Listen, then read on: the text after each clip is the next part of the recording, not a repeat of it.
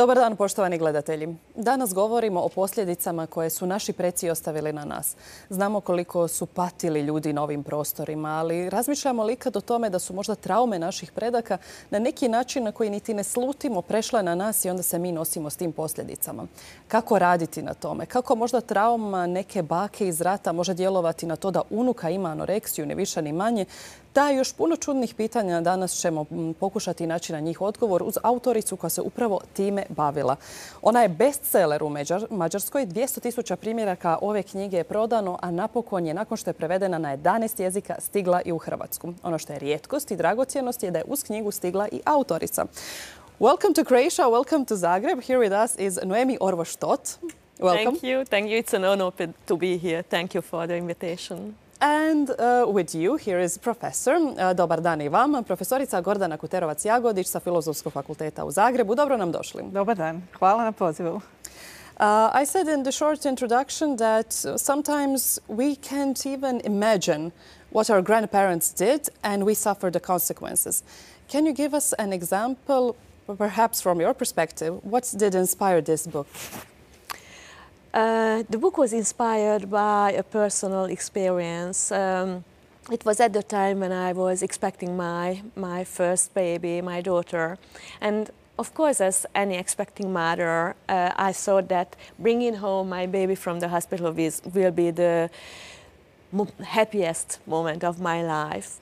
And when it happened, it turned out to be one of the saddest, one of the deepest moments, because when I put her into her little bed, I felt nothing but immense fear of losing her. And I couldn't find any explanation for this fear because it was so overwhelming, it was so huge. And somehow I had the feeling that part of this feeling, it's not mine. It's not mine. It comes from ancient mothers who grieved for the babies, and from that, at that time, I just started my university studies. I just started to study psychology, but it just didn't let me come to a point where I could let this issue go.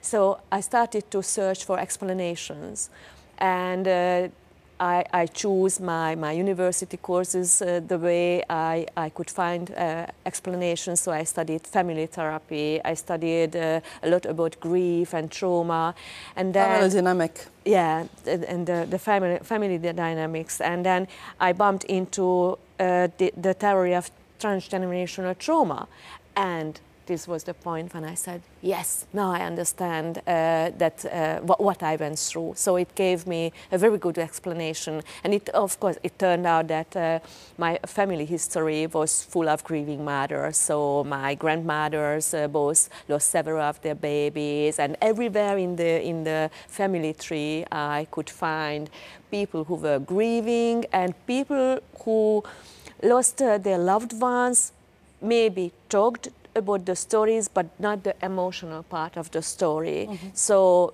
fear and fear of loss just stuck in the family history. And this is how I grew up. I was surrounded by fear. So sorry to hear that. But when you say that example, several grieving grandmothers or great relatives. That's right, yeah. But it's kind of, we can say, logical. So grandparents and relatives lost their children, and then you, when you had your child, felt fear of losing your child. But we have some peculiar examples and a peculiar question. How can war trauma in grandparent, specifically grandmother, cause for her granddaughter to have anorexia? That doesn't seem logical, but it happened. Yeah, it happened several times, and especially with the offspring of and great grandchildren or great grandchildren of Holocaust survivors, because their ancestors, yeah, they experienced so much hunger during their lives, being in the concentration camp, not having enough food, and it kind of altered the relationship to eating, to food.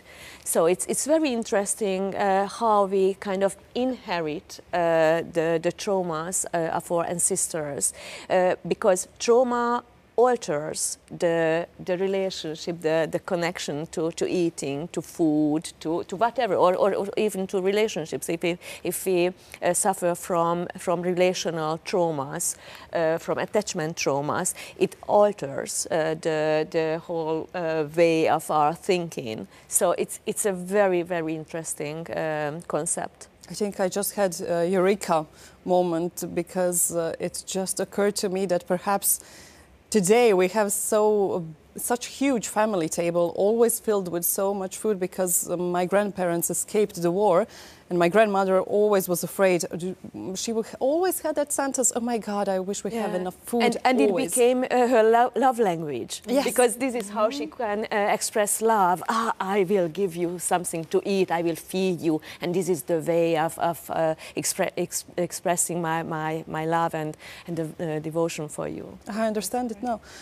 Profesorice, kao što je rekla Noemi na predstavljanju knjige u Zagrebu, postoje sličnosti mađarskog i hrvatskog naroda koje ona vidi, a to je da oni narodi koji su imali neku patnju u svojoj prošlosti možda baš mogu imati neki benefit kada nauče što je transgeneracijski prijenos i kako ga zaustaviti. Da. Nama je to slučaj zbog Domovinskog rata. Dan danas generacije možda imaju neke posljedice. Tako je. Naravno da može se raditi o različitim vrstama trauma. Ovaj transgeneracijski prijenos može biti neka individualna trauma, a može biti i ovo kao što su bile kolektivne traume, kao što su ratovi, pa mi smo imali i sada i potres, odnosno prirodnu katastrofu. To su sve neke traume koje onda možemo mi, znači po ovom pristupu, gledati onda kad nam se nekad kod naših predaka, odnosno naših potomaka pojave neke psihičke tegobe, ne tražiti samo uzroke tih psihičkih tegoba u njihovom životu neposrednom, nego kad ne možemo to pronaći, možemo pogledati i što bi moglo objasniti te neke simptome ili čudna ponašanja, kao što vi kažete, u nekoj toj dalekoj prošlosti. Znači to može biti ili nekakva simbolički odnos prema ljubavi, prema odnosima, prema hrani, kao što smo ovdje vidjeli. Naravno da u našoj zemlji imamo jako puno još ljudi koji nisu govorili o svojoj traumi ili su govorili na jedan faktografski način, ili mi nismo razumjeli točno što su oni sve doživjeli, u kojoj dobi su nešto doživjeli. Jel? Tek mi kao djeca možemo vidjeti i bolje razumjeti svoje roditelje. Aha, on je tada bio u ratu kad je bio kao što sam ja sada. Znači tek tada možemo bolje razumjeti, wow, a nije imao ovo i ovo, ili djeca ne mogu razumjeti što sve nije se moglo ili nije se imalo i u čemu su naši životi bili ograničeni ili za što smo strepili, a nismo mogli iskazati, kao što je kod nas recimo jako važan odnos taj prema hrani kroz koji mi dajemo najlakše ljubav, a ne moramo govoriti. Jel? A ako stavimo puno na stol, onda to bi trebalo značiti da volimo, a nekad je potrebno zaista vidjeti što u toj hrani zapravo sve, šta s njom sve dobivamo. Both of you actually said similar things. It's important to speak about your own trauma, but how can we recognize that person who felt something severe, something painful, how can we recognize that she hasn't spoken yet? How can we encourage her to start speaking, start revealing? Ask questions. This is the best way. I remember doing this with my grandmother, who was only 9 when she lost both her parents, and she was there on her own, not having a family supporting her, giving love to her.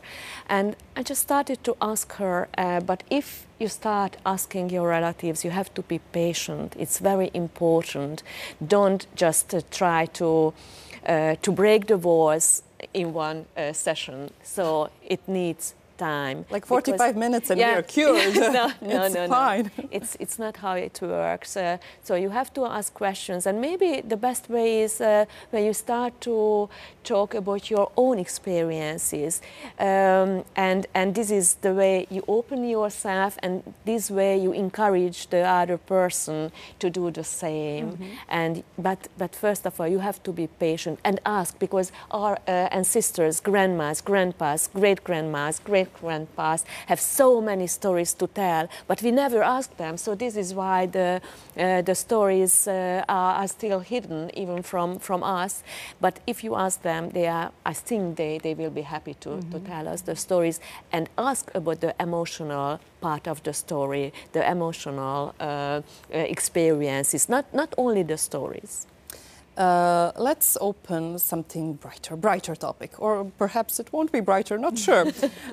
In Croatian version of your book, Naslijeđena sudbina, page 62, you write about the order of brothers and sisters in which they appear. Yeah. So is that something that can affect us if I'm the first one, the second child, the third child? Yeah, I very much think so. Just imagine when you are a first child, all the anxiety, the stress is on your shoulders with what your parents experience, because in being the first is always something special, because this is when you are the first child, your parents become parents through your birth, and it's always remains in the system, and they usually have greater expectations from you. You are the one who has to fulfill all the expectations, and the later ones have it much easier. And the last one, the little one, you know, it's always a complicated situation, because the little one has to grow up, but the family dynamic is always against it, because, you know, there has to be someone who is the little one. Yes. Zar imamo toliko razlika u tom razvoju privrženosti s obzirom na braću, sestre, koliko nas je u obitelji? Vi znate da taj redoslijed rođenja je kao jedna od zapravo čimbenika našeg razvoja, u smislu za neke male individualne razlike nalaze se, odnosno grupne razlike. Upravo što je Noemi jako lijepo rekla, roditelji koji prvi put ulaze u roditeljstvo su u tom tranzicijskom razdoblju. Oni su nesigurni, oni ne znaju točno što treba raditi, jako sve dezinficiraju, paze nas, jako strepe nad nama, i to mi osjetimo kao dijete i možemo i mi takvi postati. Često su prvorođena djeca više ti koji žele sve da bude kako treba, žele zadovoljiti roditelje, postižu bolje uspjehe akademske, pa čak postoji i pobrojavanja koliko predsjednika Amerike ima koji su bili prvorođeni i tako. Drugorođeni pak su oni, pa zatim prvorođeni doživljavaju stres jer bili su sve svojim roditeljima, ali dolaze mlađe braće i sestre, pa kada imaju i tu takozvano silaženje s trona, je Adler spominjao da je to onda ta neka povreda. Zašto? Ja više nisam jedini, moram dijeliti. A ovi drugorođeni zna već dijeliti. On je ušao u obitelj u kojoj ima brata ili sestru i on nikada nije ni bio jedini i može uvijek podijeliti, zna dijeliti. Oni su drugorođena, recimo, djeca su češće neki koji napredak rade, kao recimo Darwin je bio drugo dijete i svi ovi neki koji su malo, nisu toliko bili možda konvencionalni kao prva djeca. Recimo, to su neke osnovne razlike. So the younger ones know about sharing is caring.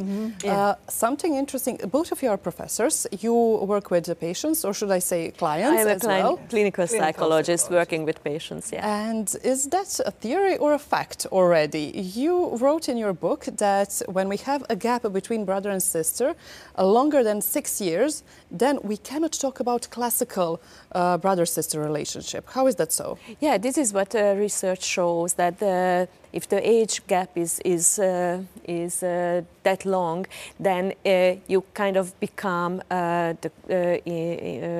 the first child, because, you know, your brother or sister you don't have a close connection to your brother and sister. This is the reason why it becomes different when the age gap is bigger. Because if the age gap is smaller, then you kind of grew up together.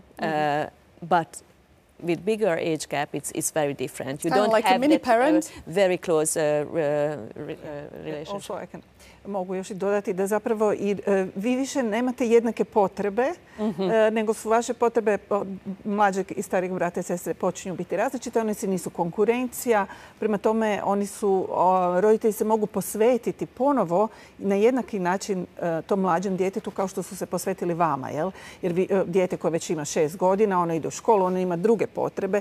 Nije da baš čezne toliko za istim stvarima kao i ovaj mali, pa niste u konkurenciji i roditelji ne osjećaju se toliko rastrgani i njihovi resursi su drugačije raspoređeni. You don't have to fight for position. Yes, what you said. Yes, exactly. True. Noemi, you too don't have to fight for your position. In Hungary, zamolit ću režiju da nas podsjeti, in Hungary you're a best-selling author. So when you say I have a lecture, the audiences are full. 200,000 copies are sold of Naslijeđena. 300,000 by now. Amazing. Yeah, it's amazing. Yeah. So you're a best-selling author now. There's a lot of interest for dealing with transgenerational trauma. Sorry. You know, I think we all want to understand ourselves. We are looking and searching for explanations. And what is the most common question from your audiences? The most common question is, okay, how does past influence my present and my future? And another very important question, how can I avoid passing my traumas down to my children? And I think it's very important, and I'm very pleased that parents are aware that whatever they do as a parent, their parenting style, their attachment style will influence the life of their children. So nowadays you don't just want to nurture your children in a physical way. You want to give them emotional support for the future, and it's very important. And to do so, first, you have to solve and resolve your traumas so that you can better understand the feelings and needs of your children, because trauma alters the capacity of the parent to listen and to hear the needs of the children and fulfill the needs of the children. So the main advice would be work on yourself. Work on yourself. This is the main message of this book too. Talk, discover the traumas your ancestors went through, work on yourself and try everything not to pass down the traumas to your children. Profesorice, nekad nije lako na tržištu razabrati što je neki neprovjereni, ako to smijem tako reći, autor napisao. Imamo masu self-help literature, ona ima svoje prednosti i mane, kao naravno i sve u životu. Kako onda prepoznati autora koji je stvarno stručan, koji je temeljio na znanstvenim i na praktičnom radu svoje djelo u moru literature? Imali smo primjer Mirjane Krizmanić koja je bila bestseller u Hrvatskoj, isto kao što je Noemi u Mađarskoj. Kako naći tu razliku? Da, to ne možete naći dok ne pročitate knjigu, odnosno dok ju ne pogledate ili možda dok pogledate njenog autora i njegove kvalifikacije. Ja bih rekla danas imamo puno, ne znam, ili novinara ili autora iz potpuno drugih nekih područja koje to zanima. Zanima ih psihologija, oni su, ne znam, veterinari, poljoprivrednici, ekonomisti, novinari i ili ona poznata sintagma life coachevi. Nešto, i oni su odlučili zato što ih to zanima, što su malo proučili nešto, par stvari i vrlo sigurno iznose svoja mišljenja kao da su gotove činjenice. Ovdje bih rekla da Noemi je zaista, je psiholog, znači kvalificirana je čitavim svojim obrazovanjem i još je i klinički radi sa ljudima, što je mogla obogatiti svoja znanja teorijska sa tim primjerima iz svoje prakse. I mislim ona je tu zaista, ova knjiga je dobra jer je objedinila puno različitih koncepata koji su poznati već i dobro istraženi, ali ih je lijepo uklopila i nekako ih je složila tako da podupiru te hipotezu o transgeneracijskom prijenosu traume i ne samo traume, nego transgeneracijskom prijenosu obrazaca, mišljenja, ponašanja, odnosa prema svijetu, vrijednosti, sve što nas oblikuje, a što je negdje iza nas, a mi danas u današnjem individualističkom svijetu možda mislimo da je sve počinje od nas, da mi možemo izbrisati sve što je bilo i da ćemo krenuti iznova. Noemi je sama rekla da možemo prekinuti sve veze fizičke i komunikacijske sa našom obitelji, ali mi ćemo i dalje biti oblikovani i bit ćemo članovi te obitelji, zato je dobro da ju upoznamo kako bismo mogli dalje ne prenositi eventualno te traume svojoj djeci. Nikad nismo i ne možemo biti pale sam na svijetu, ukratko, tako da treba uvijek znati što je to što nosimo od prije. We've come to an end of our interview. Thank you, Noemi, so much for coming to Croatia, coming to Zagreb, and we hope to see you again soon, perhaps with a new book. Thank you very much for the invitation. Hvala. Hvala na gostovanju vama, profesorice. Hvala lijepo. Naslijeđena sudbina, čuli ste, uopće nije tako fatalna kao što može zvučati i na prvu. Možda je sudbinski nešto prijeđeno sa naših predaka prešlo na nas, možda nešto više od boje očiju, kao što smo mislili u početku, ali to ne znači da se ne može raditi s time. Rad na sebi može riješiti puno toga, puno nekih zaostalih, preostalih trauma i na taj način možemo biti bolji sami sebi, a naravno samim time i drugima. Hvala vam na pozornosti. Ako imate pitanja, kao uvijek možete ih pisati i na YouTube stranici Hrvatske radiotelevizije, a tamo možete ostaviti i vaše komentare, mi ćemo ih rado pročitati. Hvala na pozornosti, ugodan ostatak dana.